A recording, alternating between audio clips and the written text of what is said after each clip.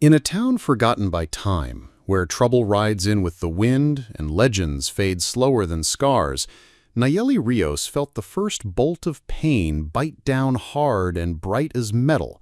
It folded her in half on the splintered boards of Graythorn's Main Street. Her palms hit grit. The grit hit back.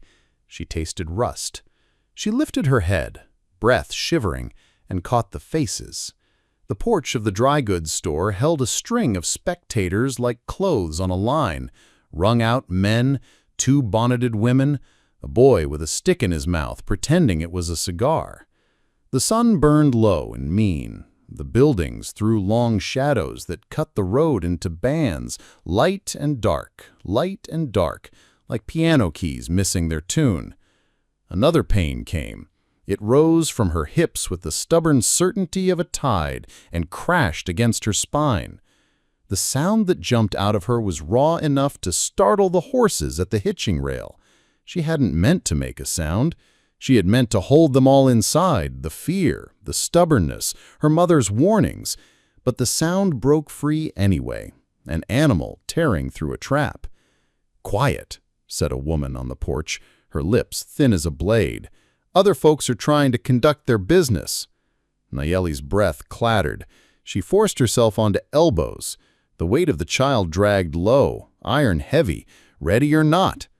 "Please," she said, because there were words you learned to spend carefully, like coins. "Water." "Water?" The woman's eyebrows jumped. "You should have thought of all that before." The boy with the stick snorted.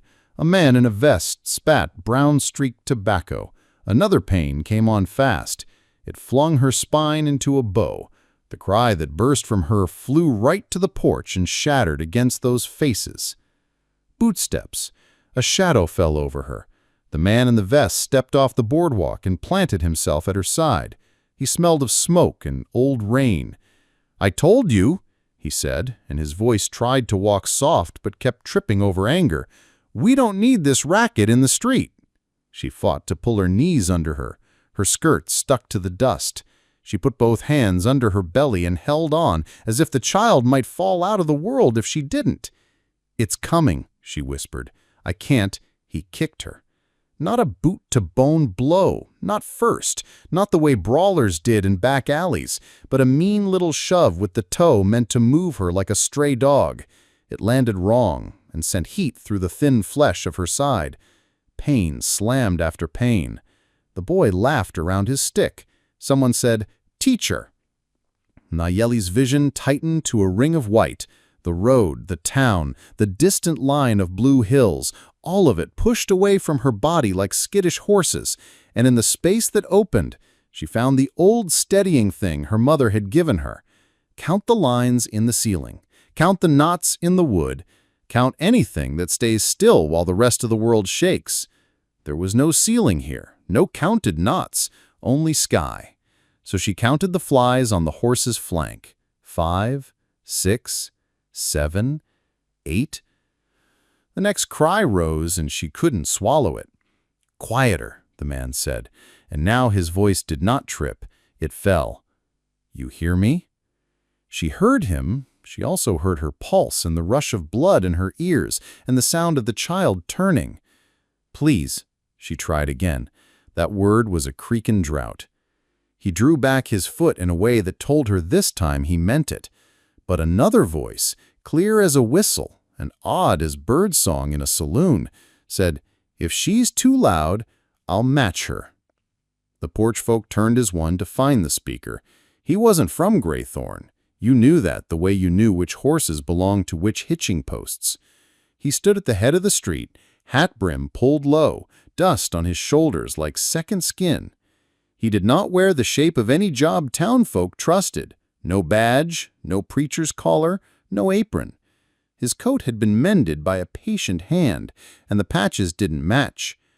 When the next pain took Nayeli and wrung her, he lifted his face and, with the same shape and length, hollered, not mocking, a reply. A long vowel-thick cry that bounced off storefront glass, off the water tower, off the windmill on the ridge, and came back softer. "What in?" The woman with the blade lips started. "If she has to be quiet," the stranger called, "so do I. But if she must shout to live, I'll shout to keep company." Someone laughed, but it didn't stick. Laughter died in Graythorn when it did not recognize itself. The man with the vest lifted his boot again.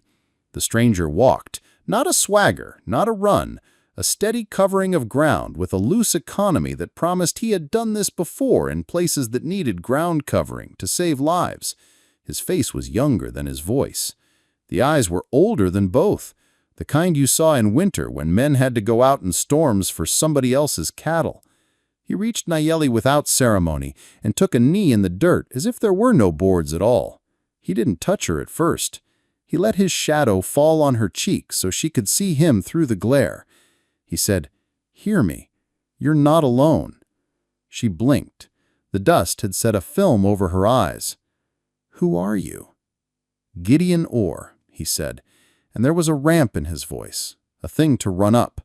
"You can hate me later if I'm no help. Breathe with me now." The world tilted. She rolled to her left to keep the child's weight off the vessel of her breath. Gideon's hand came out. It hovered, not a touch, an offering near her shoulder, waiting for her nod. She gave him one small nod, and his palm pressed steady warmth into the muscle there. Another pain cut up from her hip bones. He drew breath loud and slow in her ear, and she chased it, matched it, nailed her lungs to it like a flag to a mast. "Good," he said. "Again." "Get away from her," the man in the vest said. "She's making a ruckus. She can do that behind the livery." Gideon did not look up. "You got a midwife?"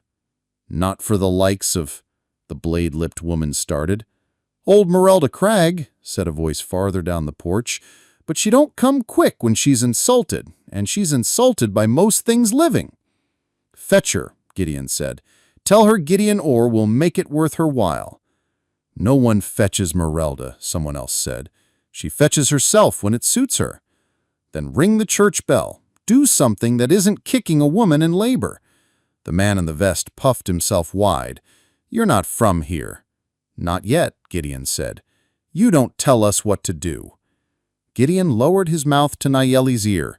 "Another wave," he said, as if he'd ordered it up from some offshore place. "Let it build. Don't go against it. Ride it." She gripped his sleeve. The cloth was worn soft, and the seam had been hand-stitched twice. The needle marks lay neat like fence wire. It anchored her to the tactile world. Thread, cloth, skin, heat. "There's nowhere decent," she said. It hurt to speak. "Not here." He looked up finally and found the architect of meanness, Agnes Pike, baker of rye loaves and grudges, standing with her arms crossed above her apron, watching like a crow watches a road. Gideon met her eyes and did not ask permission. He said, "We're going inside. Shave, water, soap if you can manage that miracle." "This is a store," Agnes said, "not a charity." "Then it's also a cage," Gideon replied, so calm that his words did the work of shouting, "and I fail to see the difference between refusing water and tying a rope." Somebody cursed. Somebody else cleared a throat, as if a fishbone had lodged there. The boy looked at his stick and decided it wasn't a cigar after all. Another contraction grabbed Nayeli. She could hear the child now the way a swimmer hears the shoreline under waves, a pull, a direction, a will. Her mother had said, "Your body is older than any town's cruelty. Trusted first." The memory rose like a scent of warm tortillas and coffee steam. She breathed to it and with it and through it until the worst of the clench passed. Gideon slid an arm beneath her shoulders. "If you'll let me, I'll lift on 3, he said, and she understood that he would not move her unless her consent carried the same weight as his strength. She nodded. He counted. On 3, he lifted her up from the dust, and the weight of the child shifted like a star finding its true track. Her knees were not trustworthy. His body took the falter without complaint. The crowd opened in little jerks, not from kindness, but from discomfort, as if proximity to pain might stain. The porch boards creaked under her steps. Agnes stepped aside the smallest necessary amount, and her apron brushed Nayeli's hip. It left flour on her skirt, like a handprint from an absent friend. Inside the dry goods, air cooled by shadow and sackcloth touched Nayeli's cheeks. It smelled of leather, peppercorn, soap as harsh as a sermon. Gideon carried her to a corner where the shelves formed a pocket and lowered her against a stack of folded canvas. "Water," he said, and apparently the looked-at weight of his quiet was heavier than a shout, because a boy ran to fetch it. "You bring a woman inside in that condition, and you'll ruin the stock." "What ruins a town is not the stain of birth, it's the habit of standing by." The boy with the not-a-cigar ran again. Outside, the bell on the little church, whose roof had warped in last summer's heat, took a while to find its tongue, but it found it. The first clang made the glasses on the shelves hum. The second fell into the dust like a thrown coin. The third turned heads all along the street. Graythorn noticed itself noticing. Merelda Cragg arrived like a dust devil, short, ferocious, hair pinned with more determination than pins, eyes that weighed and measured and dismissed in the same breath. She brought a bag that once was leather and now was character. She did not waste time on greetings. She clicked her tongue once at Gideon and twice at Agnes and peered at Nayeli with a squint that got past pain to the machinery beneath. "First?" Merelda asked. Nayeli nodded. "How far apart?" Nayeli tried to say. Her body answered instead, twisting tight. Merelda's fingers were quick and unsentimental. "Breach," Merelda said after a moment, and the way the word dropped told the room it did not care how anyone felt about it. Agnes flapped a hand. "Take that somewhere else." Merelda ignored her. "We need space and heat and a bucket of boiled water. Clean rags, not the ones you wipe the counter with, Agnes, the ones you keep for company you never get." Gideon's eyes narrowed just a fraction. He had the look of a man fitting pieces into a plan as a storm built at his back. "The depot. Nobody uses it at night. There's a stove, room to move." Agnes found a reason to hate that idea on sight. "You'll filth up the freight room." "It's empty, and I'll scrub it with my own hands afterward."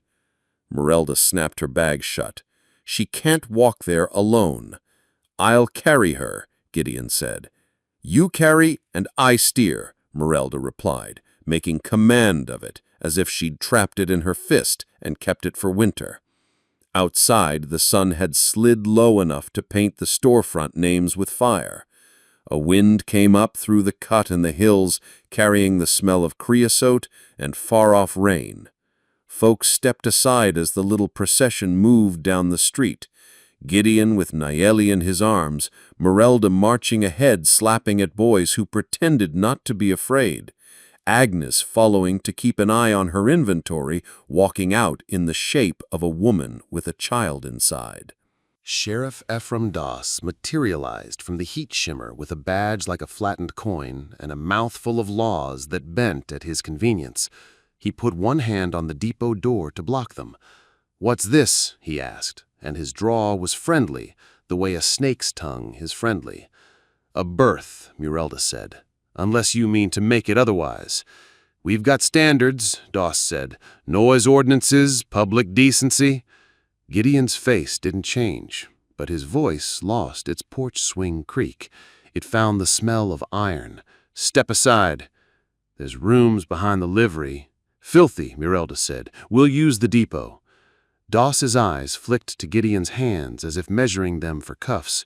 Then they flicked to Nayeli's face, and whatever he saw there made him say, "Make it quick," like the mercy came from him. They made the depot quick. A fire bit in the belly of the little cast-iron stove. Merelda boiled water, laid out clean cloth, and rolled up her sleeves with a soldier's efficiency. Gideon spread canvas on the floor near the stove, where warmth could soothe the pain's climb. Nayeli curled on her side, knees drawn, a long breath graphed slow and steady, because Gideon breathed it, and she followed. There were 7 windows. Through them the last light of day broke into panes and laid golden ladders on the freight room floor. Moted dust hung like a congregation waiting for benediction. Outside the bell kept time, slow and stubborn. Mirelda examined, listened, frowned. "We'll have to turn the babe," she said. "If the little mule insists on arriving feet first, we'll make our case to fate by hand." Nayeli didn't ask what that meant. The answer was written in the angles of Mirelda's knuckles. Fear skittered up her spine and tried to burrow between ribs. It found Gideon's voice waiting there like a braced door. "I'm with you," he said.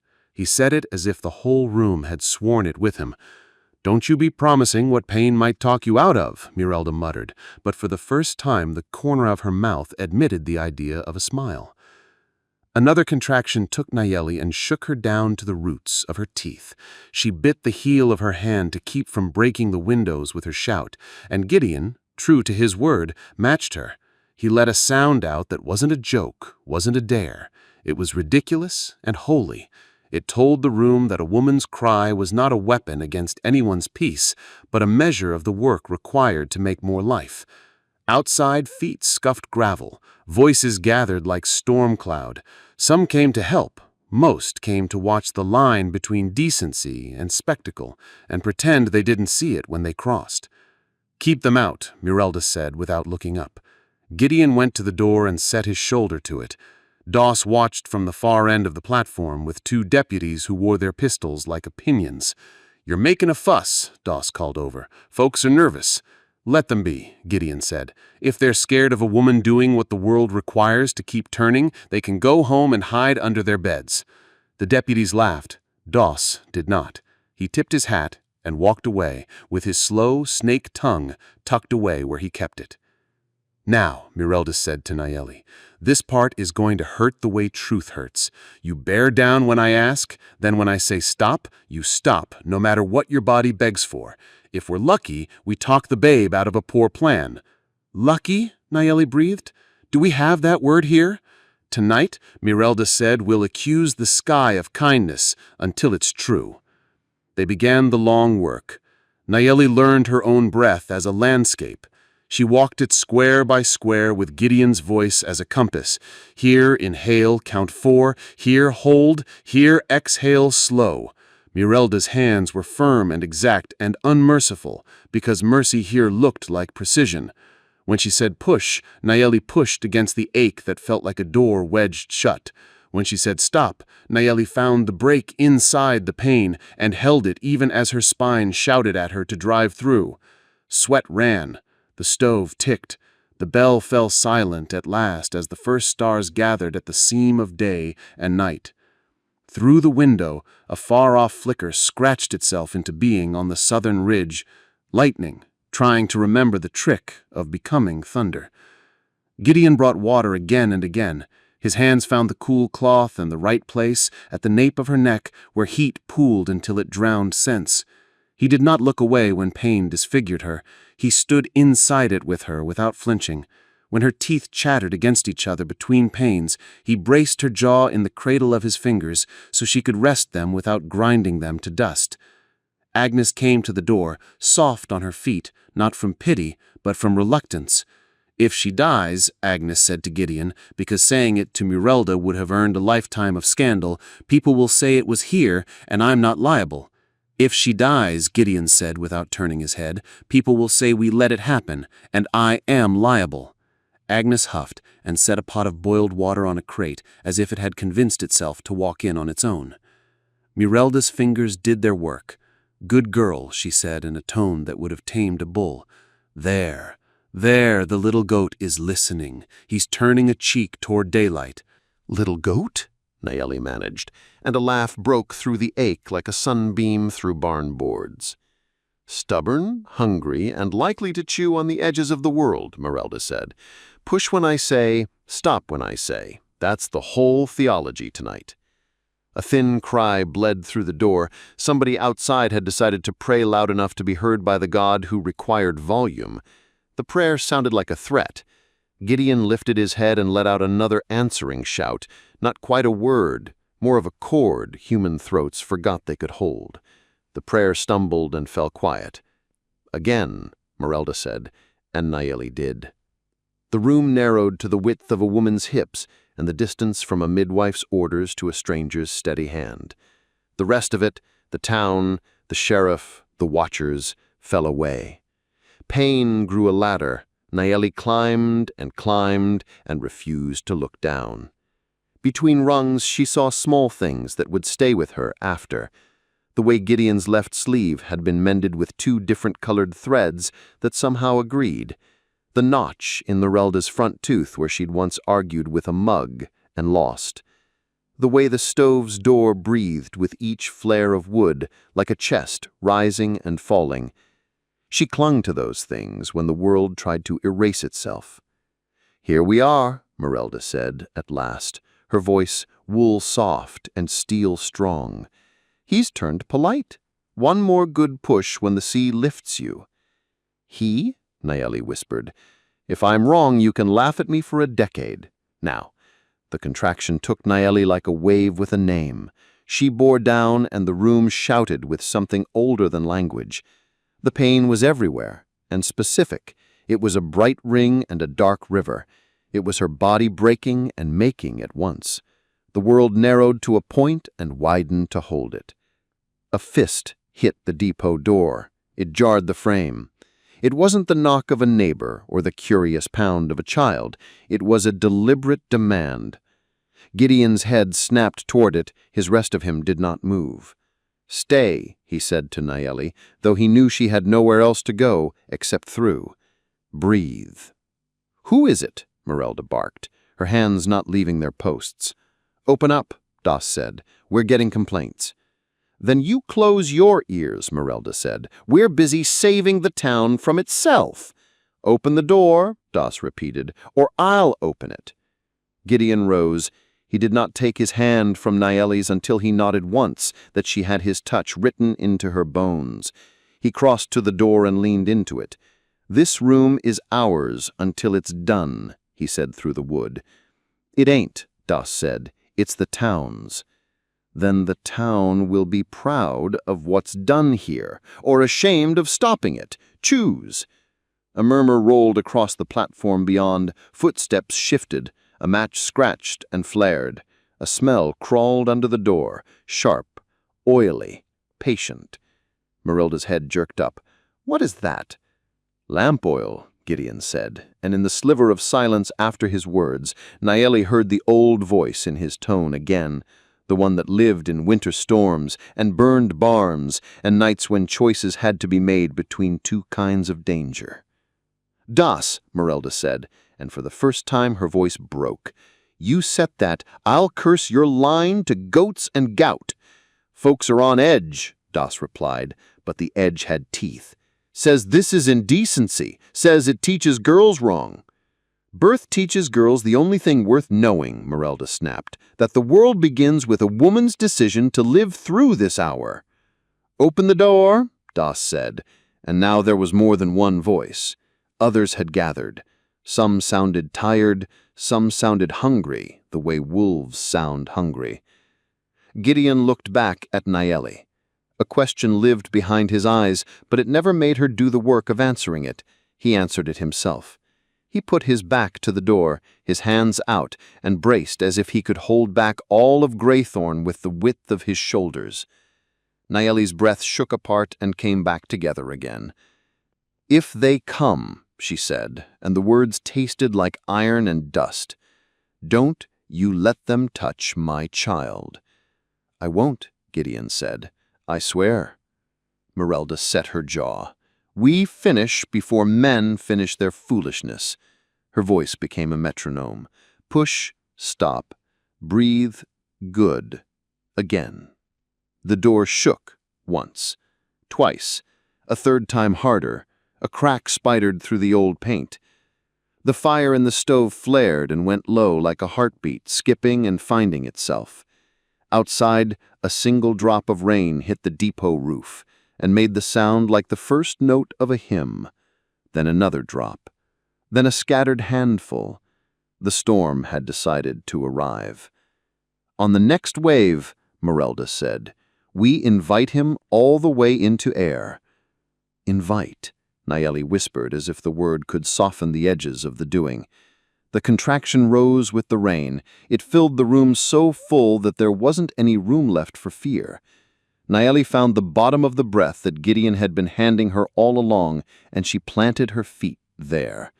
She pushed with a sound that shook the glass in the windows. The crowd outside answered with its own sound. Some of it was prayer, some of it was profanity, some of it was the low thrum of people who wanted a story they could retell with themselves in the safe parts of it. The door jumped under Gideon's shoulders. Boards cracked. Merelda's eyes flashed and her hands moved in a dance that had been taught from woman to woman in kitchens and caves and cabins long before lawmen had learned the shape of threats. "Good girl. Good. Good. Stop. Stop now. Breathe. Let me—" She froze. Gideon heard the difference before he saw it. Merelda's breath went thin, then sharpened. "Cord," she said. The word was smaller than fear and heavier than a bullet. "What does that mean?" Nayeli asked, because sometimes you asked questions even when you knew you didn't want the answers. "It means we get clever faster than panic," Merelda said. Her hands went where hands had gone 1,000 times when the stakes were everything. "Don't push on this next one, no matter what." Gideon leaned harder into the door as someone outside shouldered it. Wood screamed. A slosh hit the baseboards. The oil scent thickened. "Doss, if you light that, you burn the only goodness left in this town. Stand aside. We'll take her out decent." "Decent is a word you buried a long time ago," Gideon said, and the calm was gone now. The iron was all that was left. Rain thickened. Thunder put its hand flat against the depot roof. Nayeli's world narrowed to Merelda's eyes and Gideon's shape and the sound of her own breath finding its way through a thicket of hurt. "Hold," Merelda said. "Hold, girl. I've got him. I've got him." The door shattered. It didn't open. It broke like a bone, the top hinge tearing out, the bottom splintering, the boards falling inward in a jagged mouth. Gideon staggered with it and kept his feet. Doss stood on the platform with a lantern in his hand, its flame guttering and then flaring as the rain half killed and half fed it. Behind him, men leaned forward as if the story might be faster if they crowded it. "Move," Doss said. Gideon did not move. Merelda's hand stilled and then moved again with a surgeon's blasphemous prayer. "On my count," she said to Nayeli, "we save him." The lantern's flame climbed. The oil on the sill took the idea of fire into itself the way dry pine takes the idea of lightning. Gideon drew breath as if drawing a bow. His voice came low enough to live under thunder. He matched Nayeli's breath one more time, the way a man matches the swing of a rope before he grabs it. "Now," Merelda said. Nayeli pushed. The lantern fell, and in a tear of a heartbeat, between impact and flame, Gideon stepped into the doorway, reached for the thing that would burn, and the depot filled with light that could mean birth or ruin. No way yet to tell which. Before we jump back in, tell us where you're from. If this story moves you, please subscribe. Tomorrow, I have a special story for you. Which meant both at once, birth and blaze. The lantern struck Gideon's palms with a dull bell of heat. Oil leapt like a creature let loose. He twisted, slammed the lantern mouth down onto the sill where rain beat the windows, and the fire flared in a bright, hungry bloom. The crowd yelped. Doss jerked back, cursing. Men stumbled over each other on the platform. Gideon didn't throw the lantern. He smothered it. He yanked his coat off with his free hand, wrapped it around the glass, and pressed the sopping wool down as if pinning a rattler. Flame licked, hissed, died. Smoke curled like a bitter prayer. Rain reached in with wet fingers and helped. He kicked the dead lantern aside. The sill smoked. The boards had blackened but not caught. He breathed once like a man who'd climbed a ladder in the dark, then turned back, without looking to Doss. The depot door hung wrong and crooked, a mouth with a broken tooth. Beyond it, the storm crowded close as a horse nosing a gate. "Hold," Merelda said from the floor, and though the room was full of other words, that one owned it. "Don't push. Not yet." Nayeli had held through the shudder that tore the door. She had held through the smell of oil and the scream of wood. Her hands were dug into the canvas, and the canvas had agreed to be dug into. She felt the child not as a weight now, but as a shape. A neck where a neck ought not be. A small, halting pulse against her pulse. Her breath tried to run. She chased it back, corralled it with Gideon's rhythm. "I've got him," Merelda repeated, and the words came half to the babe and half to faith that had to be invented as you used it. "Gideon, your hands." He was already there, palms on Nayeli's shoulders, the weight not crushing, but anchoring. "With you," he said. "Breathe on me." "Pant," Merelda ordered. "Little dog breaths. Hold back. I know what your body screams. It wants to shove the world open. Tell it no. Just for a count. Just till I get this slip knot dealt with." Nayeli panted. The sound embarrassed men outside. She could hear their discomfort like boots scuffing.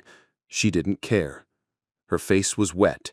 Rain blown in, sweat, tears, all kin to each other now. The stove glowed through a haze. The depot air tasted like hot iron in thunder. Merelda's fingers went sure and quick. "Stubborn little goat," she murmured, hands gentle as blasphemy and bold as a benediction. There. He's got a loop on him, a good one, like he came with his own lasso. Look at you, already roping your own neck. No, not tonight." The pressure inside Nayeli shifted. The fire at the edge turned to a grit of grit and a sting of sting, and then, "Now," Merelda said through her teeth. "Now, girl, give me your power." Nayeli bore down. She felt the ring of pain widen, and then a slide, a slither, a wet relief that wasn't relief yet, because the world still held its breath. "Head," Merelda called out like a bell ringer announcing salvation. "The head's clear. One more." Nayeli's eyes clamped shut on their own and opened on purpose. She found Gideon's face above hers, and it was a face she would know in another life if she had to, a face that made a promise it could not guarantee, but would die trying to keep. "With you," he said again. "I'm with you." She pushed. The room tore and mended in the same second. A small body slid into Merelda's hands with a sound like nothing else on earth, half spill, half sigh. The midwife caught him with the competence of 100 nights like this one, and the fear of every first time all over again. She wiped fast, looped faster, cleared a mouth, rubbed a back. "Come on," she said, and for once her voice asked instead of commanded. "Come on, stubborn thing. Tell the town what you are." For a sliver of a forever, the little body only breathed without saying so.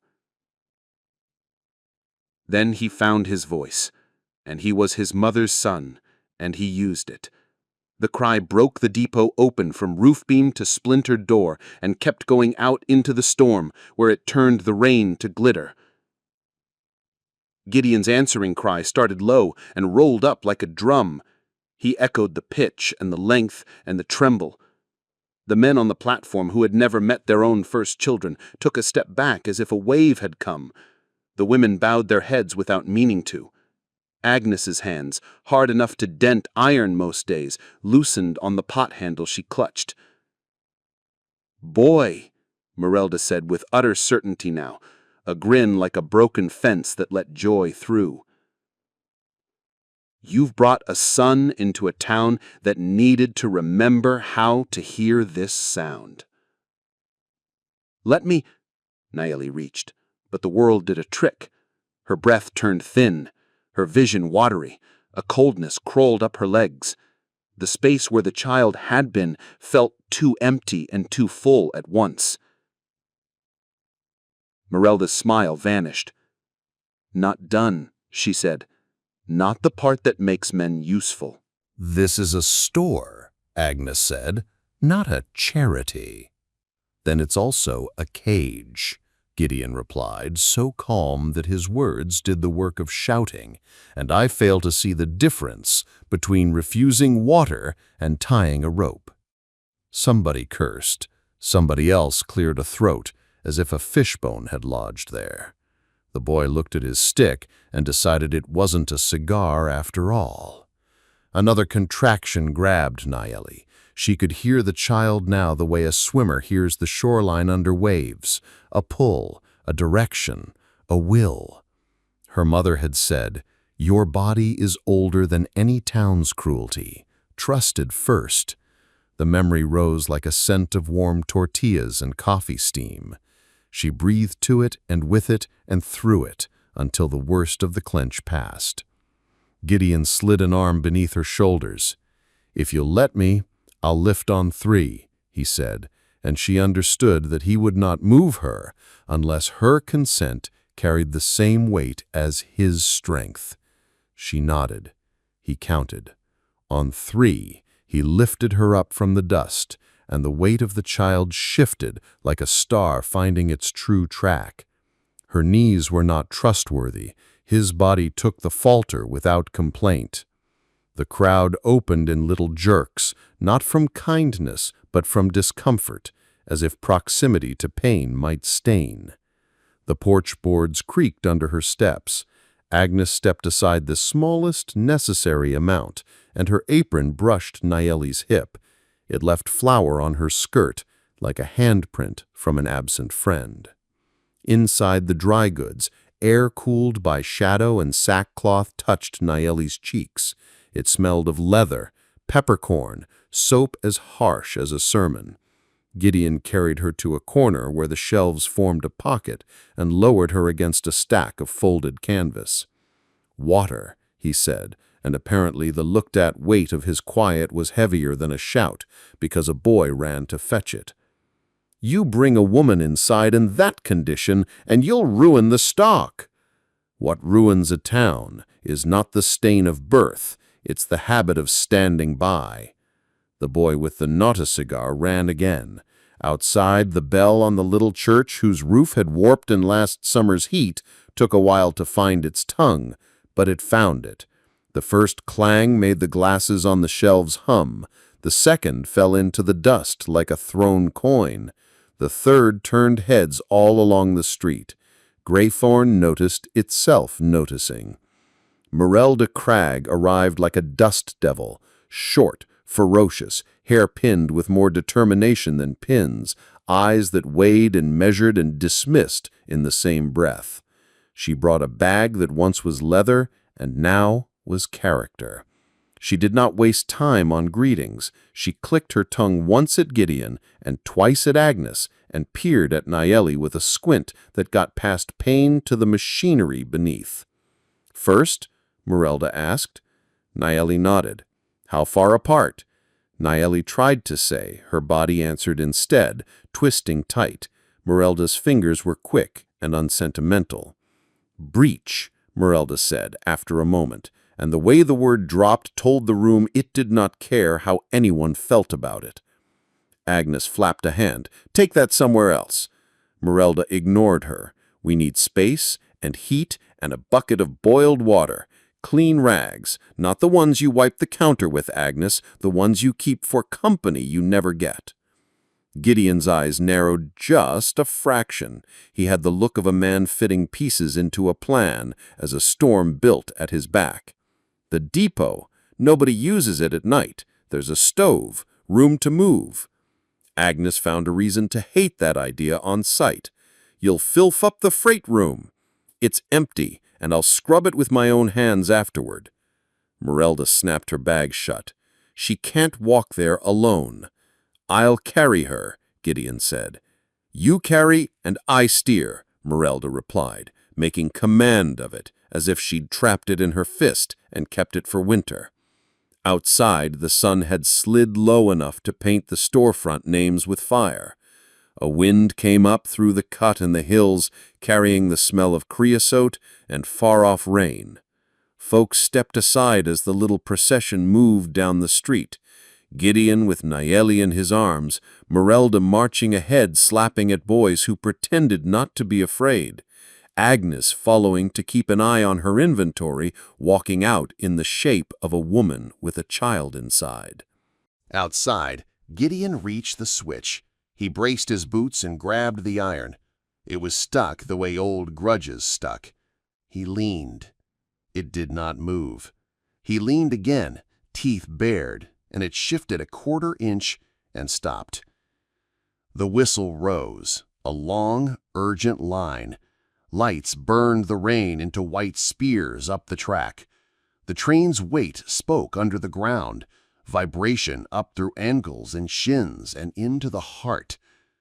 "Artie!" Doss hollered into the storm, as if the engineer could hear a man who couldn't hear his own decency.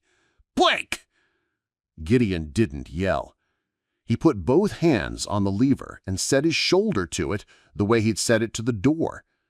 Something in his back sang a warning. He didn't sing back. He shoved, and the iron cried out and then jumped.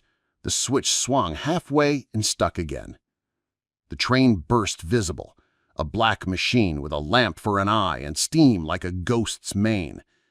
If it took the siding now, it would drive the depot like a nail. If it stayed on the main, it would thunder past and leave the building whole and the baby sleeping. "Gideon," Nayeli said, and the word left her like a handful of sparks. "Push with me," Merelda told her. "Not to move a lever, but to move blood. Not the child. He's on you like a barnacle, and he's good where he is. Push the life back into your bones. Don't let fear siphon you out. Push." She did. It felt like lifting the far side of the world a finger's breadth. The baby hummed, a sound like the small engine of a new thing that intends to run forever. It steadied her. Gideon gave the lever everything. For an instant, it was the only fight he'd ever been in. Doss ran, arriving just long enough to put one hand on the iron and then pull it back when it bit.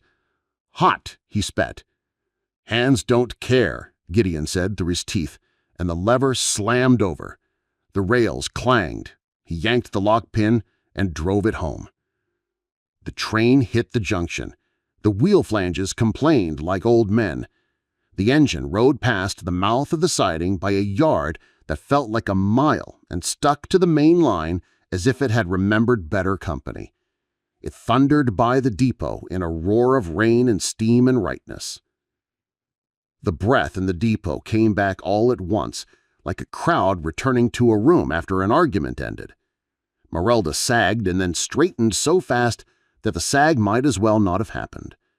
Nayeli let her head drop back to the canvas, and for a second or a minute or an hour, time could be fooled with, she only felt the warm weight of her son and the shape of her ribs filling and emptying like bellows doing honest work. Gideon trotted back, breath hard, hair flattened to her skull, shirt glued to his skin. He stepped through the gap that used to be a door and in the same motion went to his knees beside Nayeli as if he had rehearsed the act his whole life. "You came back," she said, and didn't know she'd cried until his thumb found the tear at the corner of her eye and wiped it away like punctuation he was allowed to change. "I promised," he said, and his smile was a tired light that made a hole in the storm. Doss looked between the intact depot and the intact woman and the intact baby and found nothing to win. He scowled at the rain as if it had betrayed him, and then at the crowd as if it owed him something. "Move along. Show's over." "It's not," Agnes said to her own surprise. "There's cleaning to do." Merelda snorted. "Bring your mop, then, and try not to wash the child out with the grime." The room rearranged itself. Gideon and Merelda did the kind of labor that the town had always ignored because it left hands smelling of soap and milk instead of gunpowder. Naeli floated somewhere between awake and asleep, a place where women could hear two worlds at once, the new one breathing against their skin, and the old one deciding what to do about it. She woke in a bed that didn't know her name. It had been hauled from the station master's office and set near the stove. Someone had found a sheet whose cleanliness could pass without lying. The storm had gone to gnaw at the far hills. The depot smelled like boiled cloth and burned pride and rain-cooled wood. The baby slept with his mouth open in the shape of future arguments. Merelda had left a cloth folded just so on Naeli's belly with a weight of hot stones wrapped inside. "Keeps her from leaking herself away," Gideon said softly, seeing her glance. "Thank you," she whispered, and didn't try to say what else she meant. Some thanks were larger than a town and needed more than one day to speak. He sat on a crate, elbows on knees, hands hanging loose between them like they had to rest too. A cut crossed his palm, thin and new. Lantern glass had taken a nibble. He'd wrapped it with a scrap of something that once was a shirt cuff and now wanted to be gauze. "Your hand," she said. "Mine heals. Yours does the miracle. We'll see who wins the race."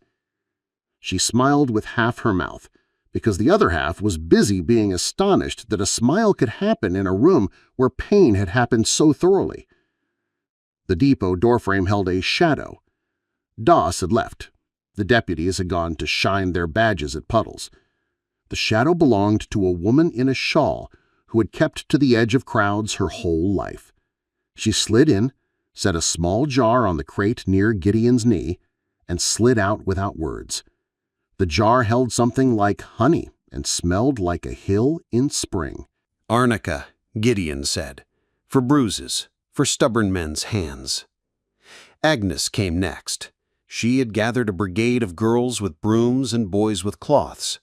She tried to look like a woman who had been forced into charity by a mechanical failure inside her hips that moved her against her will.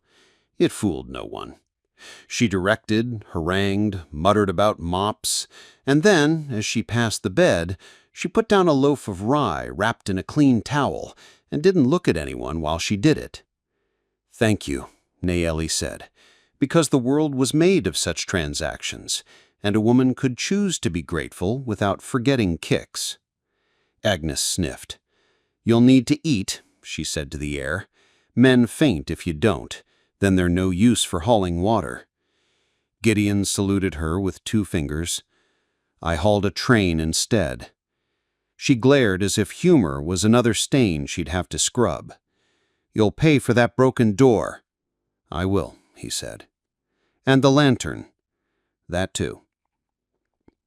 She hesitated, and she couldn't find a word that made sense of what had happened to the town in the last hour, so she didn't use one. Keep the noise down next time. Merelda returned as the storm finally retired to the horizon. She checked the baby, checked Naeli, checked Gideon's hand with the same unsentimental care. "You," she said to Gideon, "sleep in that chair with both eyes closed, or I'll dose you like a calf. You," to Naeli, "drink the broth when it comes. You," to the universe, "try me." Night layered itself. Somewhere in town, a piano tried a hymn and forgot it. Somewhere else, a couple argued in whispers about whether decency was a rule or a kindness. The rails ticked as iron cooled. The stove sighed. The baby dreamed short dreams that twitched his fingers. Naeli slept in folded pieces and woke in whole ones. When the sky in the east had the gray of a sparrow's breast, Merelda tugged the blanket higher and said, "Good, your eyes have their fire again." "What now?" Naeli asked. "Now," Merelda said, We see who shows up in the light. Night makes brave men and cowards both. Morning tells you which stuck. Morning told.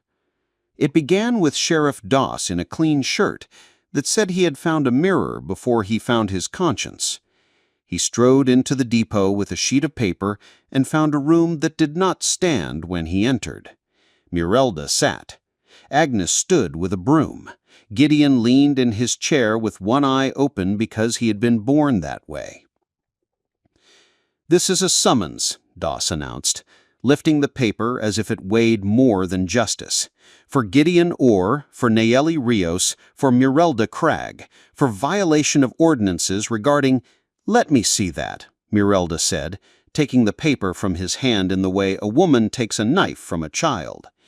He gaped. "You can't—" "Can," she said, eyes moving. "Can't spell ordinance, Sheriff. You left out the first N. You going to arrest the alphabet?" He reddened. "It's legal."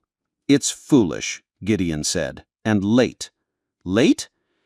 Gideon stood, not quickly, because quickness made men like Doss itch.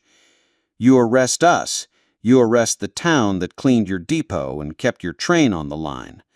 You arrest a child's first hour. You going to put handcuffs on that? Going to build a cell for a cry?" "I'm going to keep order," Doss said. "We can't have folks thinking they can do as they please. There's ways, there's forms." "There's life," Gideon said. "It doesn't wait for forms." Nayeli felt the heat in her cheeks, the kind that came when a woman's blood was returning to its roots.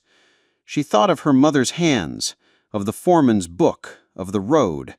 She thought of the boot, and of the boy with the stick.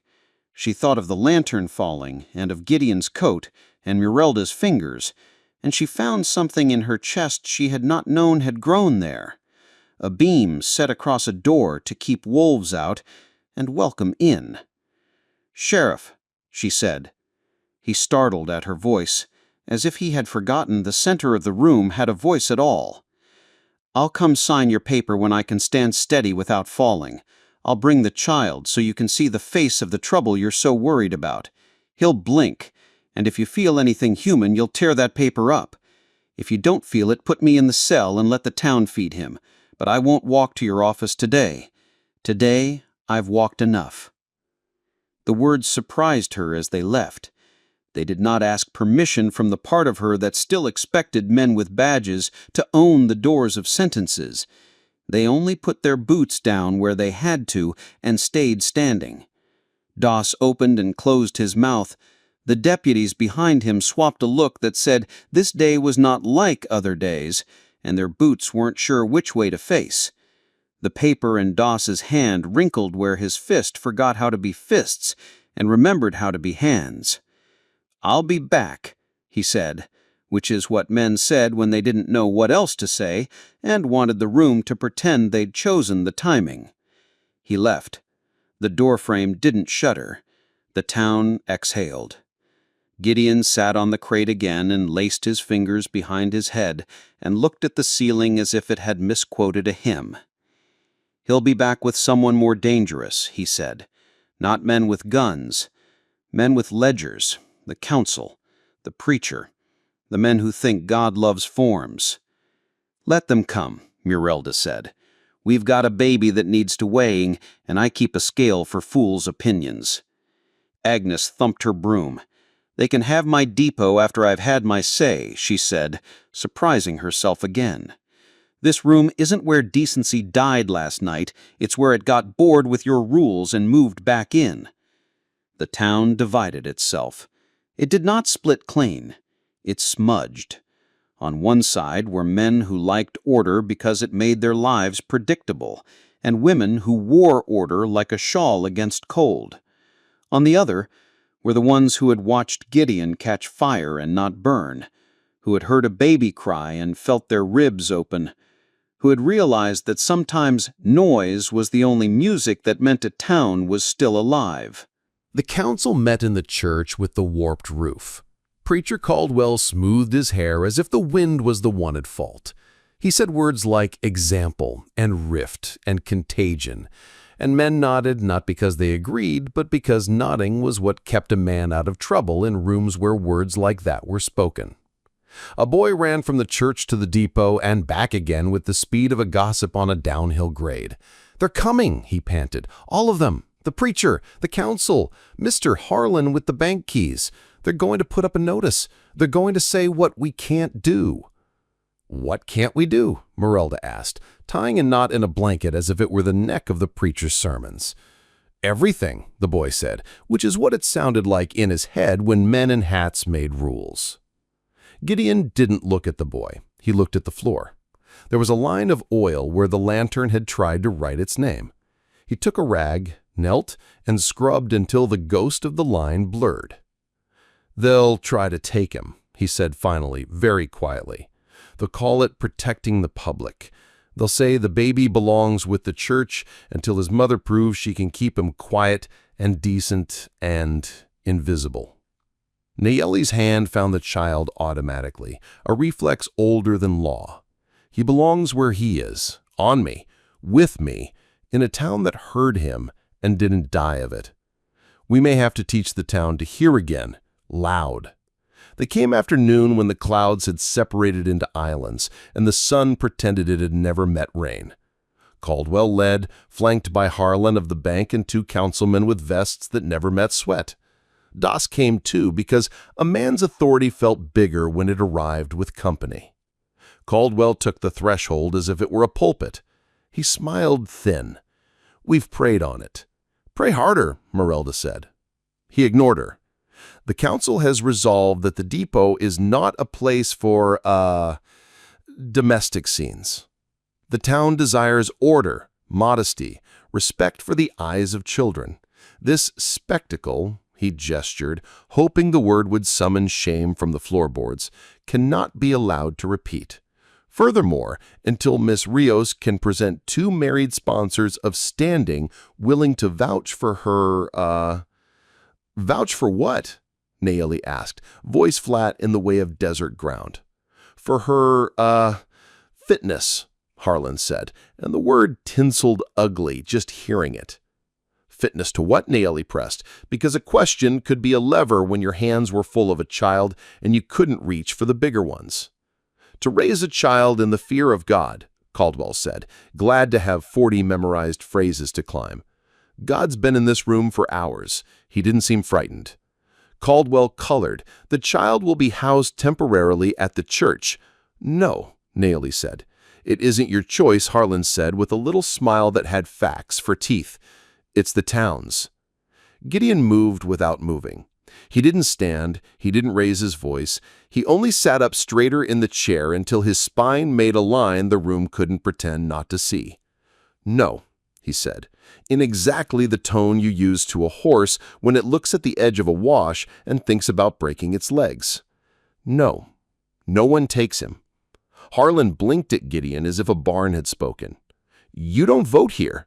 "I will," Gideon said, "when you count hands instead of hats."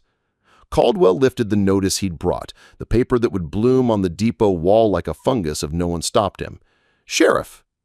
Doss stepped forward because being asked to act in someone else's name made it feel less like acting. He put one hand out toward the bundle on Nayeli's chest. Gideon's hand closed around the wrist above it. Not hard, not threatening, just closing the space between reach and take. "No," he said again. "Assault?" Harlan said, delighted. "You all saw it." "Touch him and I'll rearrange your ears," Merelda said to Doss, which wasn't assault and wasn't a metaphor either. The town had arrived and poured itself along the platform edges. Women who had stayed home last night came now, drawn by rumor and the smell of a fight that didn't require fists. Men came because they didn't trust women to decide what towns should do. Boys came to learn how men lost arguments. Girls came because no one had told them not to march into history. Agnes stood with her broom like a flag. Walt from the livery with one good hand and a map of veins in the other stood with them. The woman with the arnica jar stood with them. So did the boy with the stick who had stopped chewing on pretense and was using the stick to hold up the corner of the notice Caldwell had tried to hang, buying seconds with mischief. "Put the babe in the church," Caldwell said, voice gentle enough to be a trap. There'll be bread, blankets, ladies to teach him to be ashamed of the noise that saved him?" Naomi asked. "No, Miss Rios," Caldwell tried. "We want what's best for the child." "What's best," Gideon said, "is not teaching a town to take what it fears and call it mercy." "Sheriff," Harlan said, because saying sheriff felt like dropping a lever onto a ratchet. "Remove the child." Doss stepped forward because being asked to act in someone else's name made it feel less like acting. Gideon stood and the room shifted too. He didn't reach for a weapon. He reached for the place under the stove where he'd pushed the broken door plank aside last night. He lifted it and set it upright and leaned his shoulder against it like a man showing an ox what stubborn looks like when it knows words. "If you take him," he said, "you will be taking him through me, through Merelda, through Agnes, through any woman here who has ever bled to keep your town supplied with souls." "You threatening us?" one deputy asked, which is what deputies asked when they couldn't find the doctrine to match what they felt. "I'm telling you the shape of the day," Gideon said. "You can make it ugly or useful." The moment balanced on the point of a hat pin. It could go either way. It could be one of those towns tells ugly later and makes excuses for. It could be a day a town puts in its pocket and keeps to warm fingers on winter mornings. The baby made a sound, not a cry, a chirp. The small, questioning syllable of a throat new to grammar. It was ridiculous and powerful as sunrise. Women smiled without choosing. Men looked at the floor as if it had taught them shame 20 years late. "Let's vote," said a voice from the back. The woman who said it wore a dress that had seen 3 girls through 3 weddings. She had flour on her cheek and a scar on her wrist where a skillet had once gotten its way. "Raise hands for the child to stay where he is. Then raise hands if you want him in a pew." "You can't vote in a depot," Harlan sputtered, choking on the idea that people could make rules without a table. "You can vote where life happened," Merelda said, "and life happened here." Hands went up. They didn't go up evenly. They went up like truth, hesitant and sudden, and all at once, and with pauses. Agnes's went up like a man trying to lift a barrel alone and being surprised when 3 others took the other sides. The boy with the stick stuck his stick in the air. The woman with the arnica jar lifted not just her hand, but her chin. Walt raised his good hand, and the map of his veins made it look like a river choosing a path. "Count," someone said. Caldwell frowned at the shape of democracy. "This isn't binding." "It is," Gideon said quietly, "on the men who have to live with what happens after." Doss looked around and saw a town that did not look back at him for direction. He put his hand on his belt, then took it off. "We'll reconvene," he said, and if the word had teeth last week, it didn't now. He backed out of the doorway as if the room were a horse with whites showing. Harlan sputtered. Caldwell collected his notice because the boy with the stick had used it to prop open a window and the breeze had scolded it. The councilman muttered words like precedent and anarchy and women, which tasted odd together until you got used to telling the truth. They left. The depot didn't. The baby slept. Afternoon came in slow. The storm had washed the hills clean. The air smelled like chamise in the good dirt that knows what to do with seeds. Gideon boiled a pot of broth on the stove, with the capability of a man who once ruined every pot he ever met and then learned his lesson. Nayeli sipped and felt strength re-thread needles through the edges of her body. "I thought I would be small forever. I'm not," she said suddenly. "You weren't when you walked in. Took Town Eyes a while to catch up." She looked at him. "Why did you stop wherever you came from, whatever you were doing?" He stared into the steam from the pot as if reading a letter he kept in there. "Because there's a kind of work a man can only do once he's learned to keep his hands still. I used to fix things that were on fire. Now I try to stop fires before they need fixing." "Who taught you?" "Women," he said, and men who listened to them. You lifted the pot, poured another cup. Drink this, then sleep. Tonight we may have to stand again. Against who? He shrugged.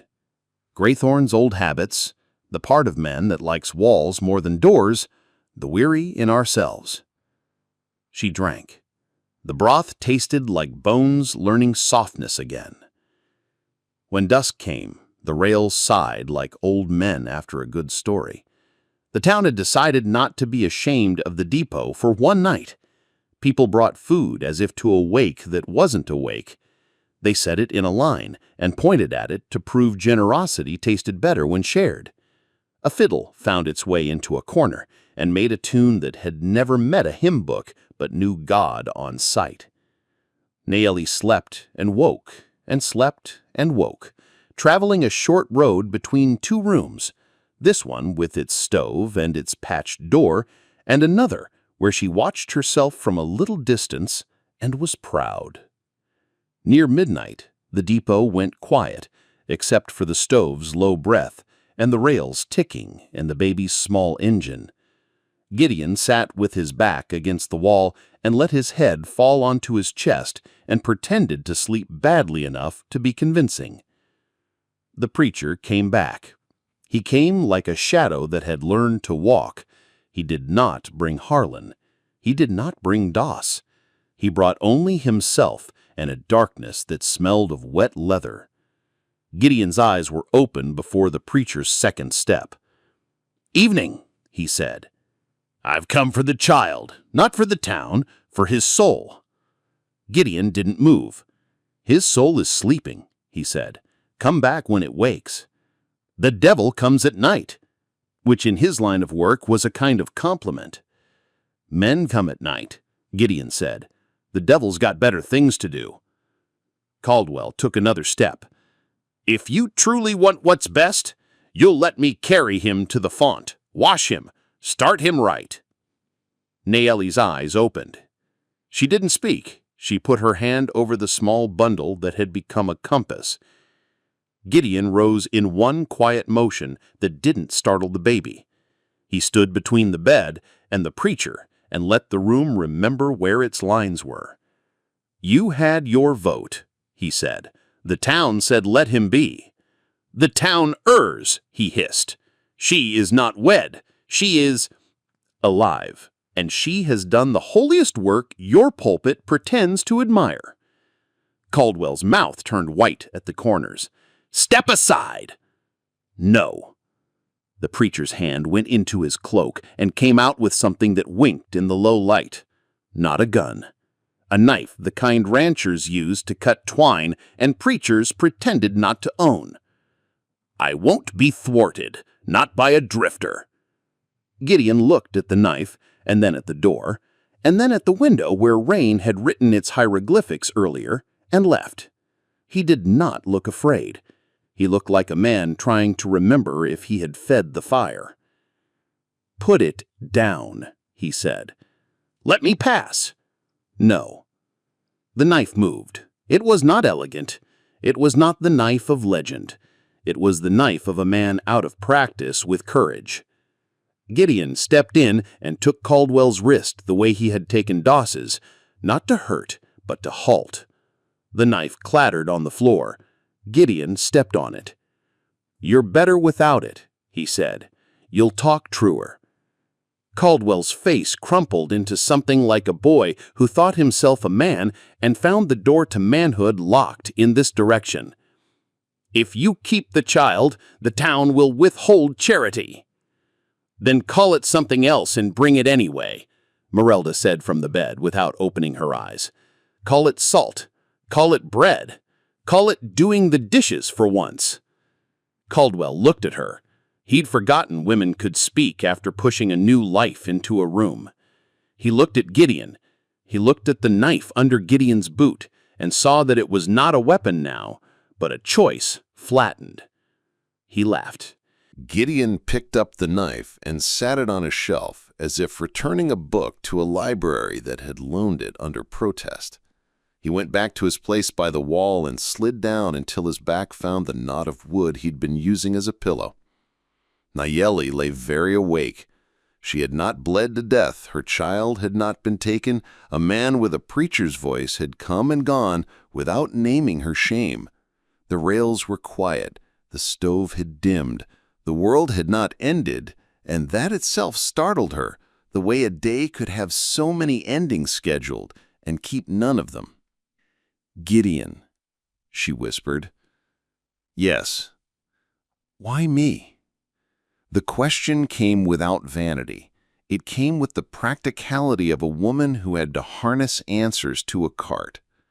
He thought, "Because when I saw you on the street," he said, "I recognized the way the world had decided to practice on you.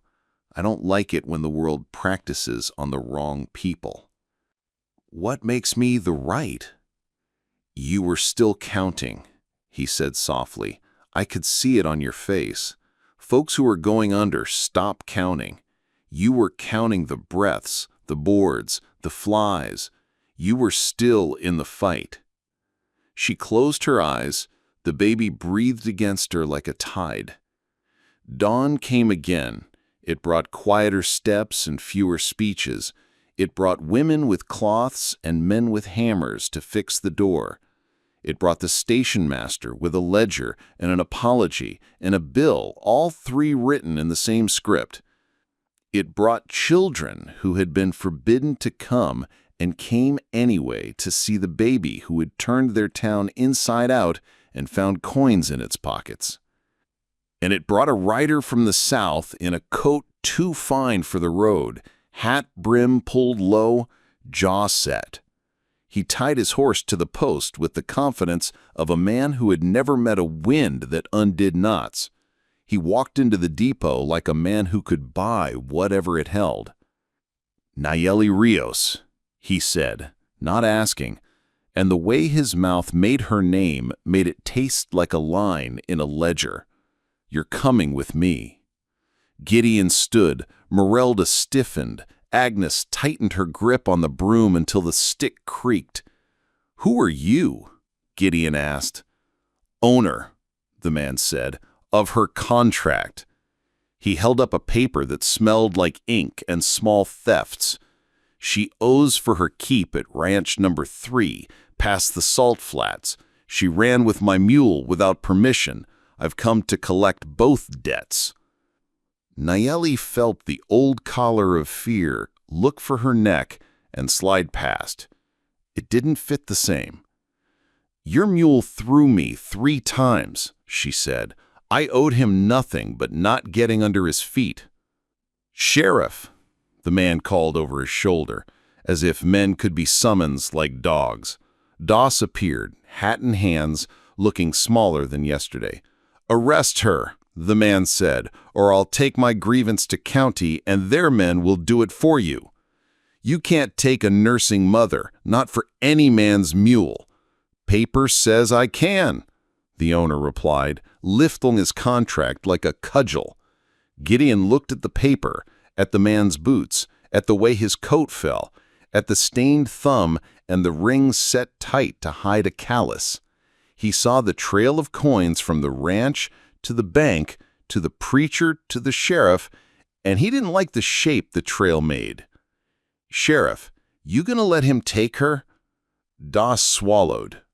The law is a wall," Gideon finished, "and you're gonna decide today whether it's to keep wolves out or women in." The man in the fine coat waited, confident as a man who had won enough to think winning is the weather. Merelda moved to the bedside and put her hand on Nayeli, on the baby's back, on the rope that tied them. Agnes stepped without asking permission to stand at the foot of the bed with her broom like a pike. Walt limped to the door and leaned his weight where the hinge had torn. The woman with the arnica jar tucked the jar in her apron and took the knife from the shelf and held it low, not to flash, but to be ready to cut rope if rope arrived. The owner smiled with half his face. "Stand aside," he said, because men who carried paper liked to say those two words, or all. He didn't get to say what he'd do. A new sound crawled out of the rails, a distant clatter that shouldn't have been there yet. Not a freight, not the morning mail. Something wrong. A handcar? No, heavier, slower, like a train that didn't belong on a track that wasn't ready for it. Gideon felt the sound before he heard it. He said Artie wouldn't run this soon, not on a line that wet. He looked at the switch and saw the lock pin where he'd set it. He looked at the hill beyond the south bend and saw the curl of smoke that said a locomotive had ignored good sense. "Who's on that engine?" Doss asked, but nobody knew, because trouble doesn't sign its name when it borrows an iron horse. The sound grew. The baby stirred. The town held its breath again. Gideon turned to Merelda, to Nayeli, to the owner with his papers. He weighed 3 dangers and the one he would run towards. He told Nayeli, "Stay inside," which was what a man who wouldn't be inside had to say. He looked at the owner. "You touch her while I'm gone, and I'll show you what your paper weighs against 10 hands and a broom." He looked at Doss. "You want your name to mean something when boys say it? Keep him honest until I get back." He didn't wait for consent. He ran. The rails hummed, the smoke thickened, the curve hid the engine like a lie hides its end. Gideon sprinted for the switch with the knowledge of how much yard lay between a town and a point of iron you could move with one man's weight if you had to. His boots struck boards that remembered him. His breath counted the distance. His hand went out for the lever. Behind him, the owner took a step. Doss put his hand on his chest and found it wasn't the same hand as yesterday. In the depot, the baby opened his mouth to cry, and Nayeli put a finger there and whispered a word that had fed worlds. Hush. The word didn't ask him to be quiet so men would be comfortable. It asked the world to listen for the next sound, which might be salvation or might be steel. Gideon reached the switch and saw the lock pin gone. He did not look up at the curve. He did not look down at his hands. He did not look behind at the beds and the brooms and the boys with sticks. He grabbed the iron and heaved. The lever wouldn't move, and the engine's lamp swung around the bend like an eye opening in a giant's head. Gideon did not blink at the lamp's white eye. He put both hands on the iron and drove weight down his spine into his boots, as if the earth had started in his heels. The lever held like an insult. His palms slid, skin burned. He braced again and gave it the rest of his name. Nothing. The engine's whistle lifted a long, astonished wail that made nails shiver in the depot frame. Steam curled fat and wet around the bend, trailing the smell of hot metal and poor decisions. The cowcatcher's black geometry cut the rainless air. "Gideon!" Nayeli's voice did not make it to the switch, but it made it through him. He did not look back. He needed both eyes on the lever and the life behind it. He tore his belt free in one rip that left the buckle ringing. He looped the leather around the throw bar, nodded, set a boot on the rail, and heaved with his hips. The leather stretched. A stitch popped. The bar groaned a quarter inch and stopped, stubborn as a man who liked his own story more than truth. Boots thumped behind him. Walt, one good hand and a lifetime of mending with the other, limped into the gravel without his hat. "Well?" he panted, as if the lever might answer. "Together," Gideon said through teeth. They leaned. The bar slid another inch. Metal screamed in a voice the town had not yet heard itself capable of making. "Hot," Walt hissed. "Hands don't care," Gideon said, and meant it down in the callus. Sheriff Doss came last, hat gone to bad wind, eyes wide as a colt's the first time he sees lightning crawl along a fence. He grabbed where Gideon had not told him to, flinched when the heat bit, set his jaw, grabbed again where Gideon's look put him. Between the three of them, the throw bar inched until the point kissed the running rail and stuck there, two stubborn things finally an argument close enough to matter. "Pin," Gideon barked. "Gone," Doss said. Gideon tore the buckle off his belt with a rip and jammed the tongue into the socket. It was not a pin. It was a story that hoped to be metal. Sometimes that was enough. He stomped the throw-bar down, the buckled tongue bent uglier than a politician's promise, and held. The engine burst into view as if it had been conjured out of a rumor. The lamp washed the switch in pale. The engineer's face rode behind it, white, round, locked in the grimace of a man who had underestimated how much speed weighs. The whistle cut to pulses. Brake, brake, brake. Iron sang. The front truck hit the points. For 2 heartbeats too long, the flanges thought about arguing. Then the geometry behaved. The engine shouldered itself onto the main, sulking, and roared past the mouth of the siding with inches where yards would have been comforting. Hot wind punched Gideon's chest and left grit in his teeth. The caboose clattered after like an afterthought someone had loaded with anvils. Then the track was only track again, and the rails went from scream to tick as heat settled under bolts. Gideon let go of the lever and knelt before he had decided to. Walt flopped onto his backside and laughed once, a sound like a bark that had remembered it used to be a hymn. Doss stood leaning on his own knees and tried to make his breath look like a choice. "Who in God's bad weather was on that engine?" Walt said. Doss spat rust. "That weren't Artie's hands." "Lockpin," Gideon said. "Gone on purpose."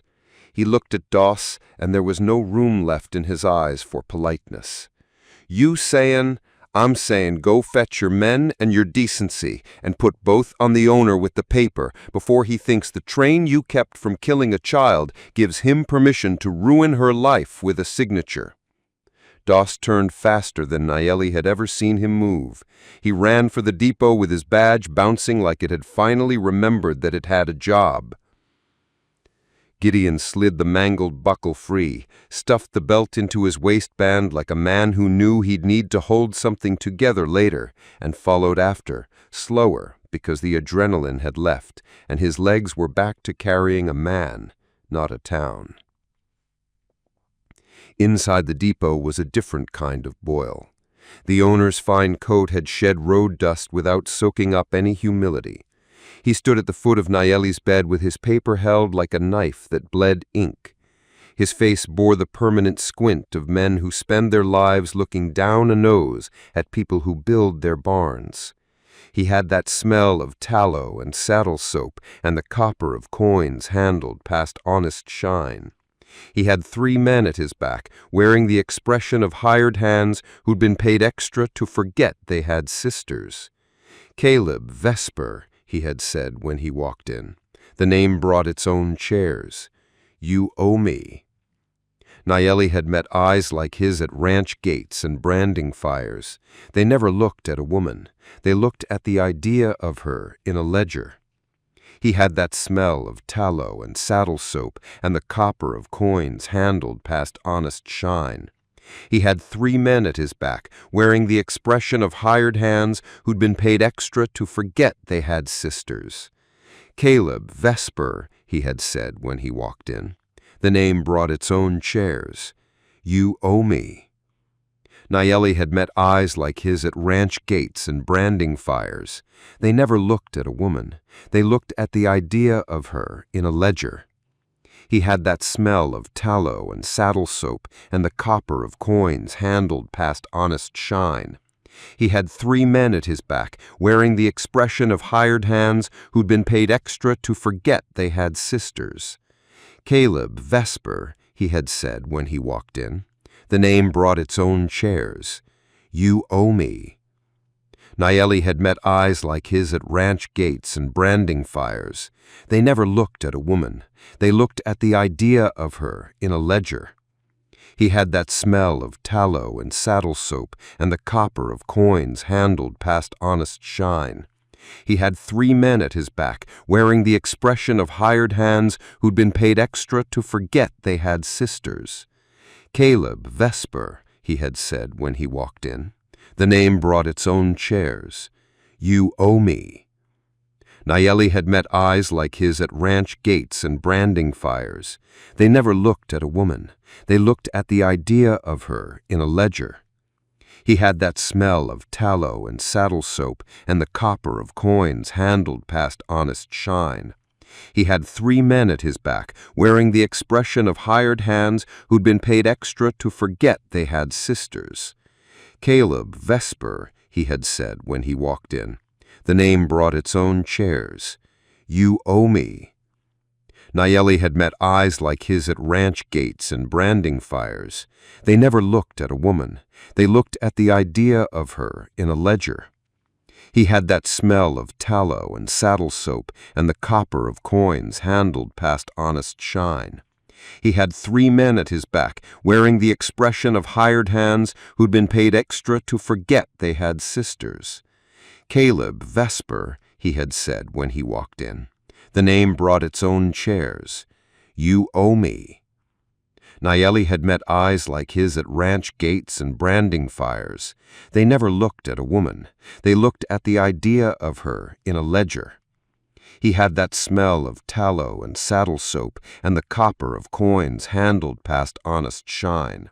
He had 3 men at his back, wearing the expression of hired hands who'd been paid extra to forget they had sisters. Caleb, Vesper, he had said when he walked in. The name brought its own chairs. You owe me. Nayeli had met eyes like his at ranch gates and branding fires. They never looked at a woman. They looked at the idea of her in a ledger. He had that smell of tallow and saddle soap and the copper of coins handled past honest shine. He had 3 men at his back, wearing the expression of hired hands who'd been paid extra to forget they had sisters. Caleb, Vesper, he had said when he walked in. The name brought its own chairs. You owe me. Nayeli had met eyes like his at ranch gates and branding fires. They never looked at a woman. They looked at the idea of her in a ledger. He had that smell of tallow and saddle soap and the copper of coins handled past honest shine. He had 3 men at his back, wearing the expression of hired hands who'd been paid extra to forget they had sisters. Caleb, Vesper, he had said when he walked in. The name brought its own chairs. You owe me. Nayeli had met eyes like his at ranch gates and branding fires. They never looked at a woman.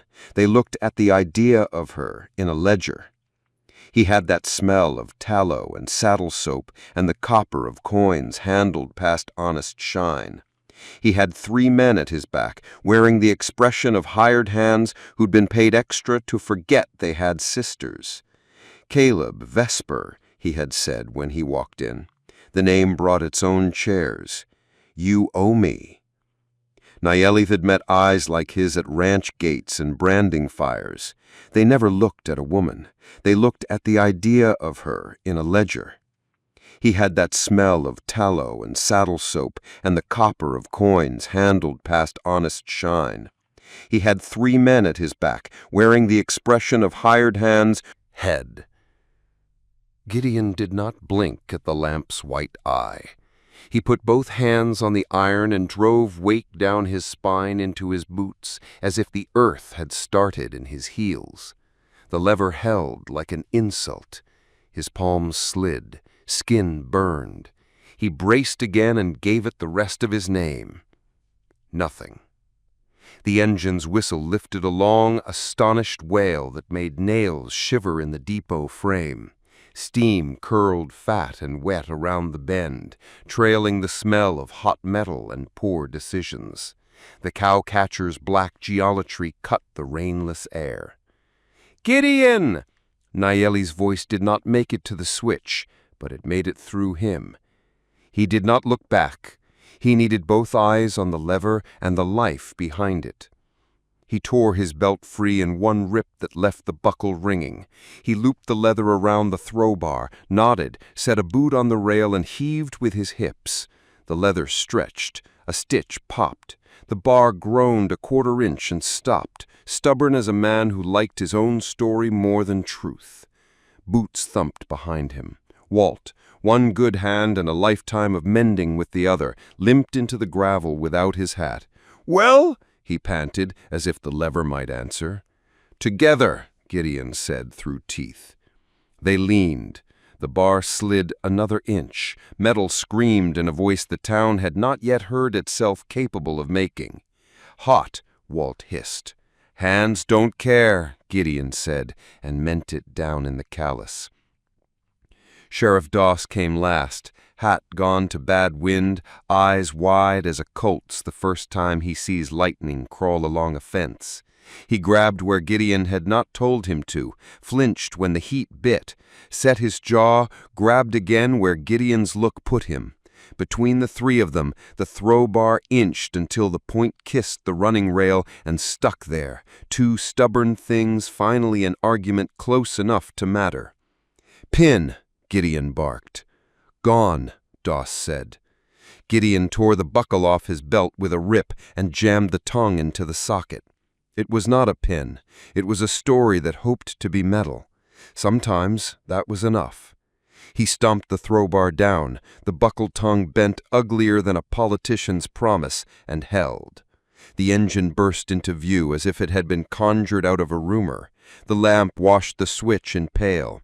The engineer's face rode behind it, white, round, locked in the grimace of a man who had underestimated how much speed weighs. The whistle cut to pulses. Brake, brake, brake. Iron sang. The front truck hit the points. For 2 heartbeats too long, the flanges thought about arguing. Then the geometry behaved. The engine shouldered itself onto the main, sulking, and roared past the mouth of the siding with inches where yards would have been comforting. Hot wind punched Gideon's chest and left grit in his teeth. The caboose clattered after like an afterthought someone had loaded with anvils. Then the track was only track again, and the rails went from scream to tick as heat settled under bolts. Gideon let go of the lever and knelt before he had decided to. Walt flopped onto his backside and laughed once, a sound like a bark that had remembered it used to be a hymn. Doss stood leaning on his own knees and tried to make his breath look like a choice. "Who in God's bad weather was on that engine?" Walt said. Doss spat rust. "That weren't Artie's hands." "Lockpin," Gideon said. "Gone on purpose." He looked at Doss, and there was no room left in his eyes for politeness. "You sayin', I'm sayin' go fetch your men and your decency, and put both on the owner with the paper before he thinks the train you kept from killing a child gives him permission to ruin her life with a signature." Doss turned faster than Nayeli had ever seen him move. He ran for the depot with his badge bouncing like it had finally remembered that it had a job. Gideon slid the mangled buckle free, stuffed the belt into his waistband like a man who knew he'd need to hold something together later, and followed after, slower because the adrenaline had left, and his legs were back to carrying a man, not a town. Inside the depot was a different kind of boil. The owner's fine coat had shed road dust without soaking up any humility. He stood at the foot of Nayeli's bed with his paper held like a knife that bled ink. His face bore the permanent squint of men who spend their lives looking down a nose at people who build their barns. He had that smell of tallow and saddle soap and the copper of coins handled past honest shine. He had 3 men at his back, wearing the expression of hired hands who'd been paid extra to forget they had sisters. Caleb, Vesper, he had said when he walked in. The name brought its own chairs. "You owe me." Nayeli had met eyes like his at ranch gates and branding fires. They never looked at a woman. They looked at the idea of her in a ledger. He had that smell of tallow and saddle soap and the copper of coins handled past honest shine. He had 3 men at his back, wearing the expression of hired hands who'd been paid extra to forget they had sisters. Caleb, Vesper, he had said when he walked in. The name brought its own chairs. You owe me. Nayeli had met eyes like his at ranch gates and branding fires. They never looked at a woman. They looked at the idea of her in a ledger. He had that smell of tallow and saddle soap and the copper of coins handled past honest shine. He had 3 men at his back, wearing the expression of hired hands who'd been paid extra to forget they had sisters. Caleb, Vesper, he had said when he walked in. The name brought its own chairs. You owe me. Nayeli had met eyes like his at ranch gates and branding fires. They never looked at a woman. They looked at the idea of her in a ledger. He had that smell of tallow and saddle soap and the copper of coins handled past honest shine. He had 3 men at his back, wearing the expression of hired hands who'd been paid extra to forget they had sisters. Caleb, Vesper, he had said when he walked in. The name brought its own chairs. You owe me. Nayeli had met eyes like his at ranch gates and branding fires. They never looked at a woman. They looked at the idea of her in a ledger. He had that smell of tallow and saddle soap and the copper of coins handled past honest shine. He had 3 men at his back, wearing the expression of hired hands who'd been paid extra to forget they had sisters. Caleb, Vesper, he had said when he walked in. The name brought its own chairs. You owe me. Nayeli had met eyes like his at ranch gates and branding fires. They never looked at a woman. They looked at the idea of her in a ledger. He had that smell of tallow and saddle soap and the copper of coins handled past honest shine. He had 3 men at his back, wearing the expression of hired hands who'd been paid extra to forget they had sisters. Caleb, Vesper, he had said when he walked in.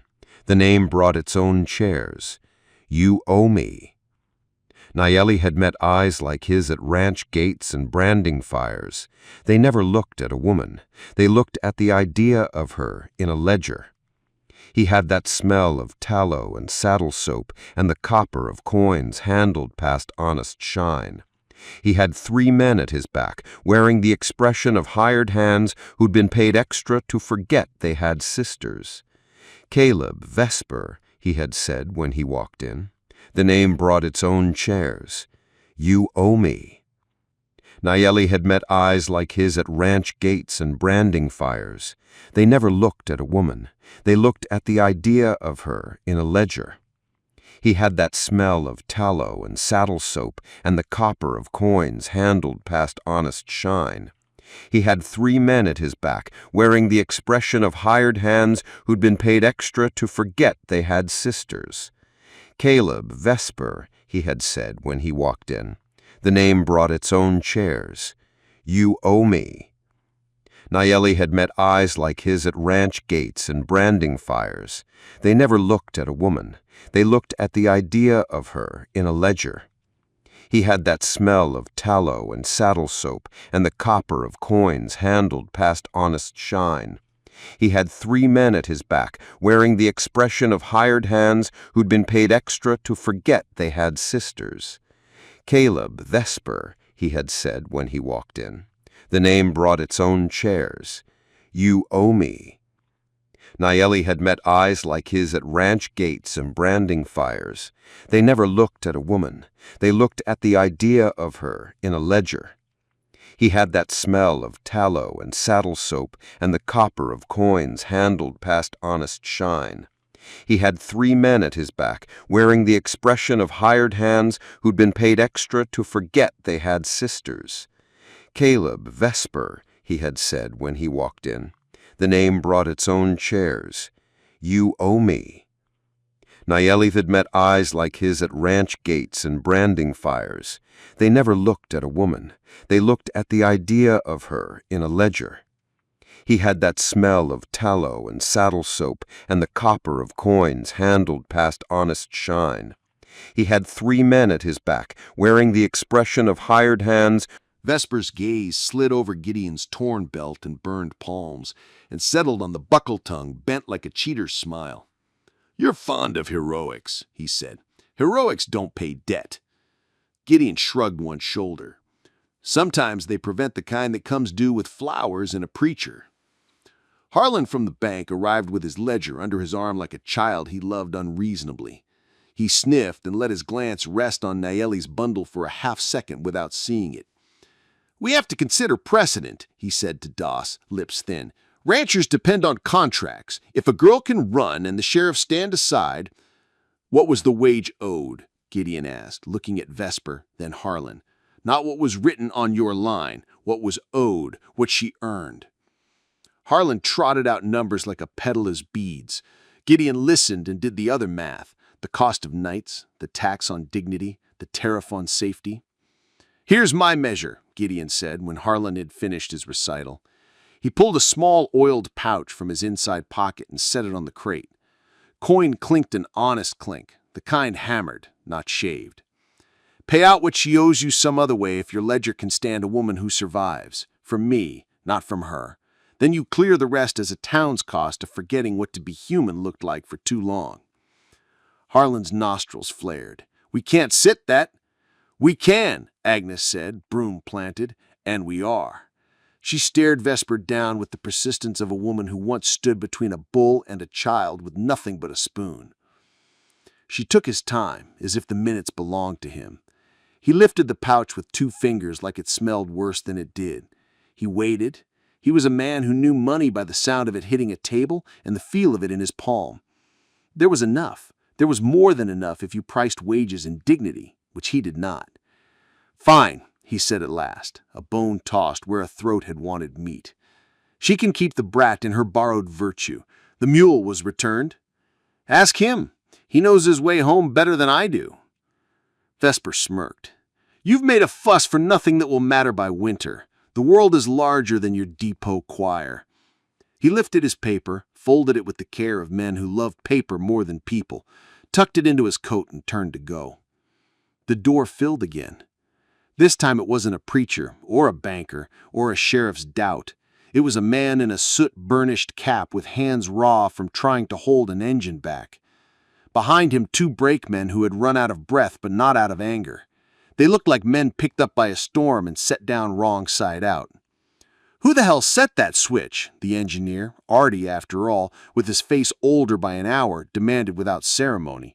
He saw Gideon and jabbed a finger like a spear thrown across a paddock. "You?" "Set it and then set it again after somebody moved the pin." Artie scowled. "Somebody took the air off, too.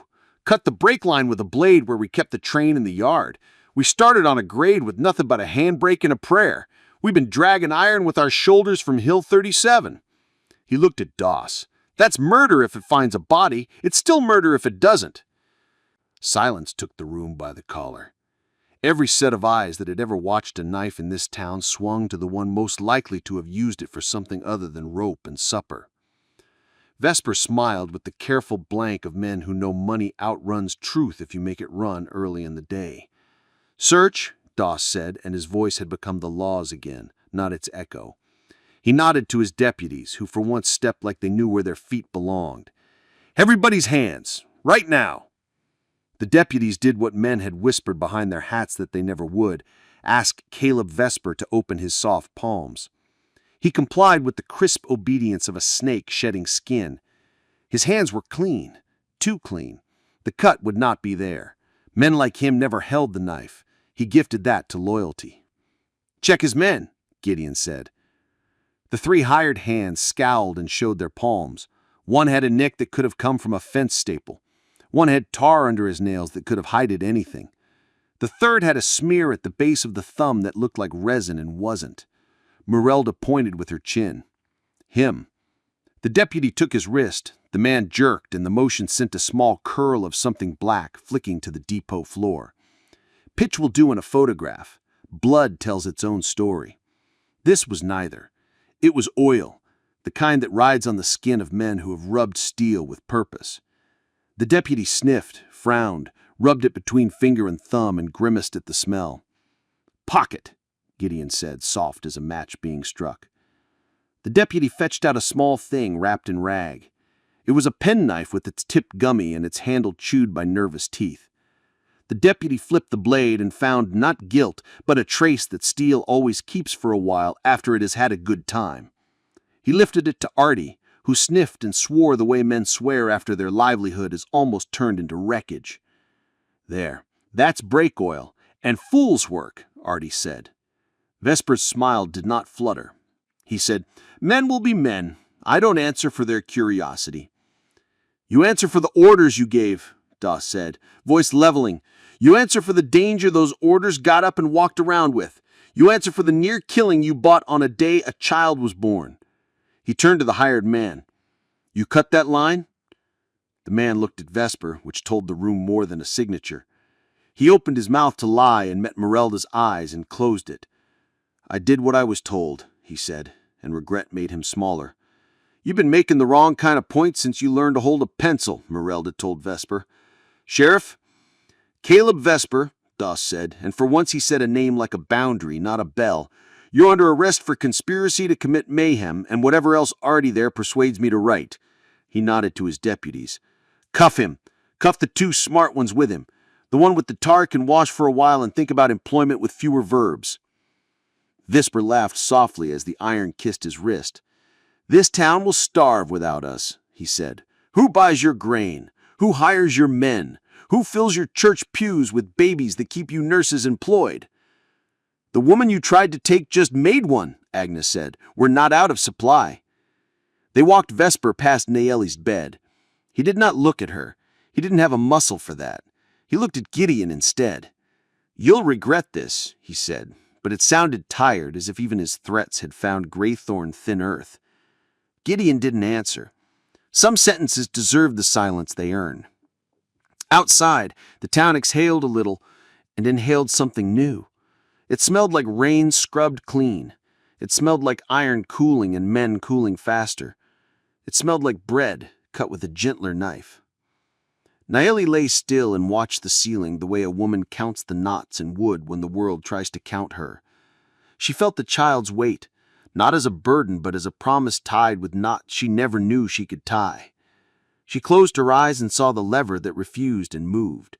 She saw the knife that fell under Gideon's boot. She saw Merelda's hands. She saw Doss's hesitation crack and then harden in a new place. Gideon sat back down on the crate as if his legs had finally negotiated with the day. "You'll have callers, the kind that bring shame in jars and try to sell it as medicine, the kind who whisper when you feed him, the kind who ask about his father like they own the question. They'll get my answer. I was there." He smiled. "Good." He found the arnica jar and rubbed a little the wrong way onto his scorched palms, winced, and tried the right way. "You want a church?" "I want a door," she said, "and a bed, and hours that are mine." She thought about the river her name held. And someday, a place where the air doesn't smell like men who think virtue is a rope.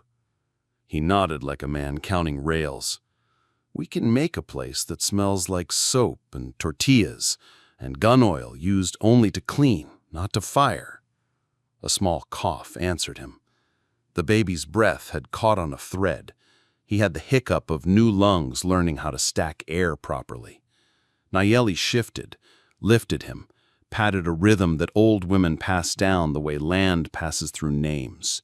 He fussed like an old rancher denied his chair, then sighed and let go of the hitch. "Do you intend to stay?" she asked, the words small and enormous at once. Gideon looked up. Something in his face that had traveled for years considered the end of the road and the beginning of a different kind of journey. "If I'm welcome," he said. "If I'm useful." "You are both," Merelda said for her, from somewhere under her shawl. "But if you're foolish, you'll learn to be useful in the yard." He grinned like a man offered a stable after sleeping under wagons. "I can mend, I can stack, I can shut up when the room belongs to someone else," he said. "Practice," Merelda ordered. He did, long enough for the depot to exhale into a lull that felt like the kind of quiet you buy with full price, not the kind you pay for with other people's noise. Those were the hours Graythorn would wish to frame and hang. They did not last. Hours with their own legs never do. Riders showed on the South Road, not Vespers, which had gone to sit in the jail that suddenly remembered it was good for more than sobering drunks. These wore county dust and county hats, and the county way of sitting a horse like the horse owed them taxes. At their head rode a man whose mustache had made decisions that his mind would forever be catching up to. "County Magistrate Barnes," Doss muttered when he saw them, and the badge that had grown a spine looked for a window. Damn. Barnes dismounted like a man steps off a balcony into a crowd that better have hands. He marched into the depot and found the room unprepared to worship. "I hear a baby got born in my depot, and I hear a citizen was arrested without recourse to county." He peered at Nayeli like a hawk that had flown too far to remind itself that mice are not law. "Name?" "Nayeli Rios," she said. She did not add anything to help him feel tall. He sniffed. "Unwed." He made the word work like a rope.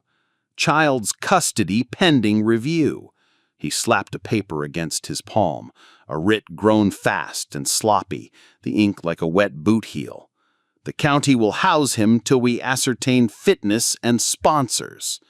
"Fitness," Midalda repeated, as if turning a fish she suspected had gone bad.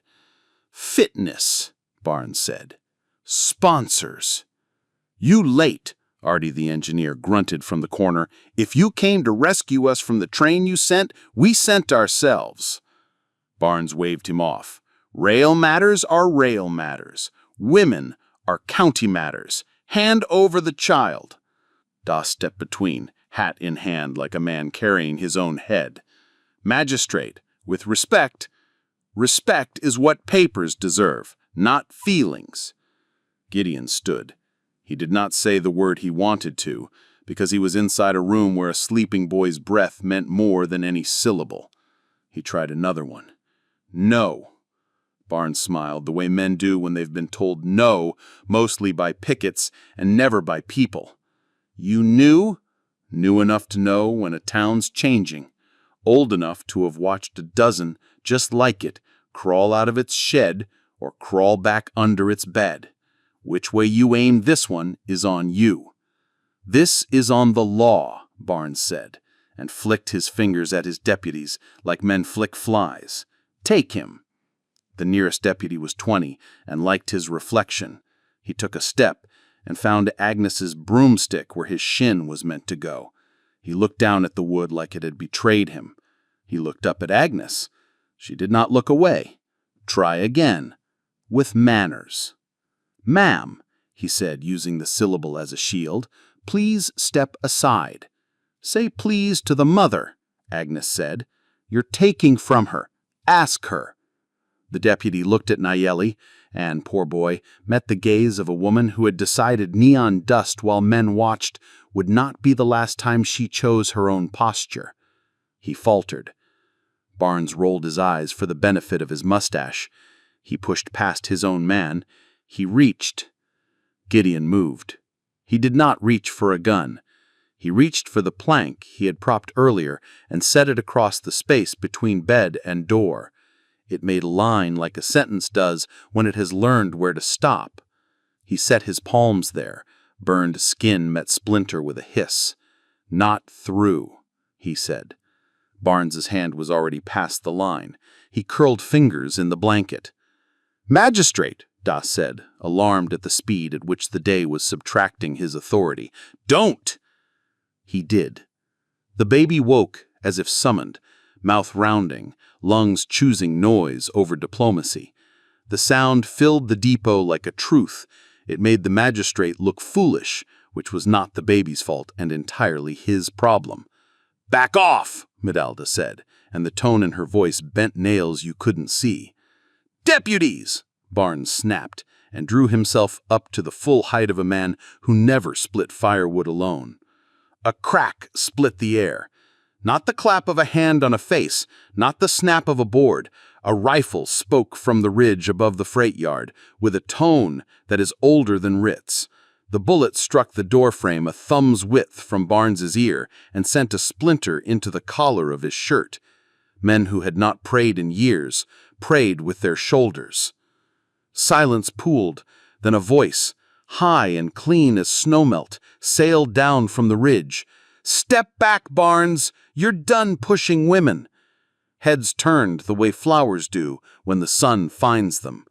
Up on the ridge, a small figure on a tree stump resolved into a girl of maybe 14 in a hat too big for her and a rifle that fit her like a lullaby. She levered another round into the chamber without looking where the brass fell. It pinged off a rock like punctuation.